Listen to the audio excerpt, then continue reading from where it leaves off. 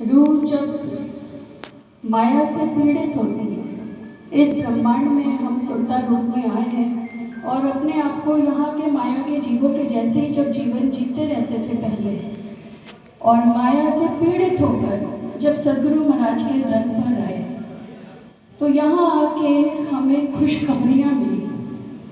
धनी देवे हक आप देवे खुशखबरियाँ।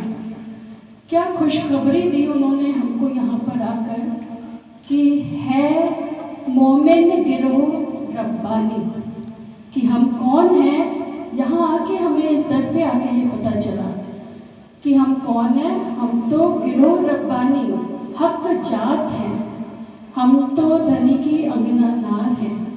और हमारे धनी राजी महाराज पूर्ण पारब्रह्म अक्षरातीत, जिनके लिए तो कोट यहाँ के ब्रह्मा विष्णु महेश भी जिनके चरण रज के लिए तरसते हैं, वो हमारे धनी हमारे आशिक हैं। ये बात हमें यहाँ पे आके पता चला कि क्या खुशखबरी मिली कि वो पूर्ण आलम का जो मालिक है वो हमारा आशिक है, वो हमारे लिए तरस रहे हैं।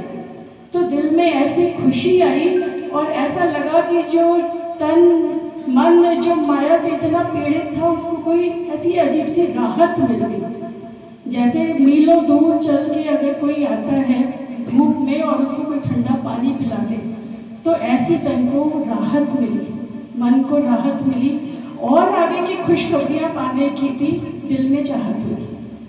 और चलते गए तो और खुशखबरी क्या दी राजी महाराज ने। पहली खुशखबरी तो ये थी कि है मोमिन गिरोह रब्बानी, इनो हादी हक स्वरूप। हमारे हादी कौन है? साक्षात राजी महाराज का ही स्वरूप है वो तो। और बड़ी खुशखबरी मिल गई, वाह वो तो हमारे जैसा ही तन धारण करके इस ब्रह्मांड में हमारे लिए आए बैठे। और दिल को खुशी मिल गई। जीव जो है वो जो जन्मों जन्मांतर से नींद में सोया पड़ा था, उस जीव की भी आंखें देवे हक, कान भी देवे हक। तो ऐसा लगा कि आंख, क्या आज तक हम लोग अंधे थे? क्या हम बहरे थे? क्या हमारे पास आंख नहीं थी और कान नहीं थे कि आंख भी देवे हक और कान भी देवे हक? तो ये बात समझ में आई कि हमारा जीव जो जन्मों से अंधा था, माया में ही आवागमन के फेरे में लगा पड़ा था, धनी ने उसकी आंखें आज खोली और उसको कान भी आज ही मिले हैं कि धनी की वाणी वो सुन रहा है और उसको ग्रहण कर रहा है और धनी के स्वरूप की पहचान कर रहा है।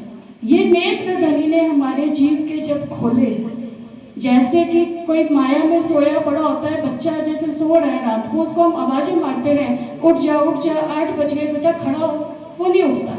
क्या करते हैं, उसको जोड़ देते हैं, जोर से हिलाते हैं, चल खड़ा हो जा। तो बच्चा आंख खोल के एकदम हैरान होकर देखता है, मम्मा क्या हुआ? 8 बज गए। तो ऐसे ही हमारे संग हुआ कि जब हमें वाणी रूपी जब बाण चुभोए गए अंदर रोम रोम में, सदगुरु महाराज ने जब वाणी सुनाई तो उनके बाण ऐसे अंदर जाकर चुभे हमको कि ऐसा लगा कि ये क्या हो गया, हम क्या कर रहे हैं और हमें क्या करना चाहिए, हमारी क्या चाल होनी चाहिए और क्या चाल है। ये नेत्र सदगुरु महाराज की कृपा से ही खुले और कान भी खुले, उनके वचन भी जाकर हमने जब सुने तब हम जो है इस राह पर चल पाए। और ये बात और दृढ़ता से तब ग्रहण हो गई जब सब अपने हादी सरकार श्री की भी तक पड़ी कि ये चाल तो उन्होंने पहले ही चल के हमको दिखा दी कि वो कैसे अपने सदगुरु महाराज पे फिदा हुए हैं, वो कैसे उन्होंने उनकी अपने तन मन की चिंता किए बिना पैरों में छाले पड़ जाते थे, खून बहता रहता था, पर वो उनकी सेवा करते ही चलते थे। तो ये चाल हमको उन्होंने पहले ही चल के दिखा दी। कांटों पे तो वो चले, पगडंडी तो उन्होंने बना दी, तो हमें तो करना क्या है, राह दिखा दी, बस चलना ही तो है, सेवा ही तो करनी है।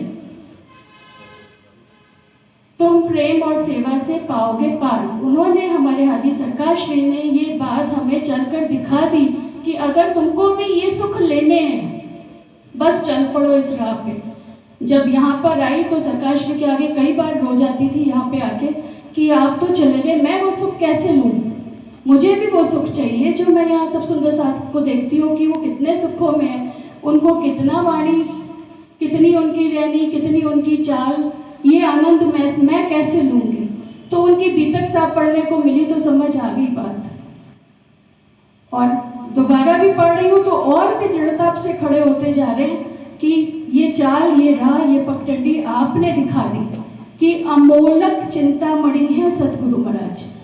अमोलक चिंतामणि क्या होता है सुंदर साथ जी, ये जुगलदास जी की पाती में, सतगुरु देवचंद जी की पाती में लिखा है कि अमोलक चिंतामणि उसको कहते हैं, एक जो पत्थर का टुकड़ा है, सिर्फ पत्थर है, और वो पत्थर कैसा है कि उसको अगर हम अपने पास रख लें तो वो टुकड़ा हमारे सारे मन की जो कामनाएं हैं, जो इच्छाएं हैं, उनको पूरा करता है।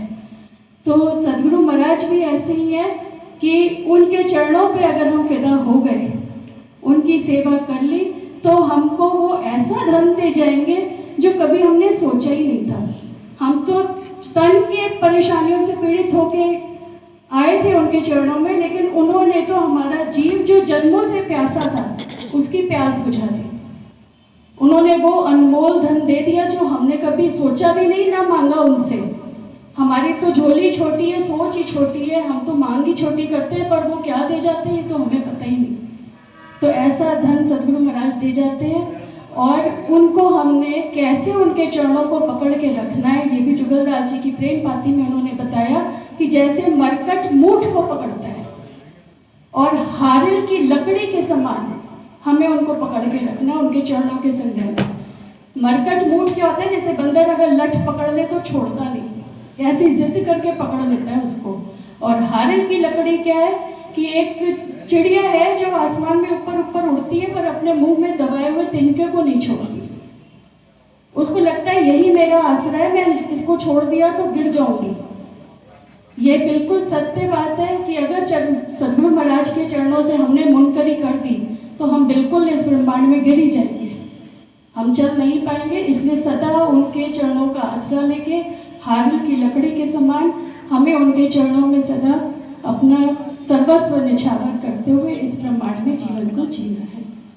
प्रणाम जी सुंदर साथ जी।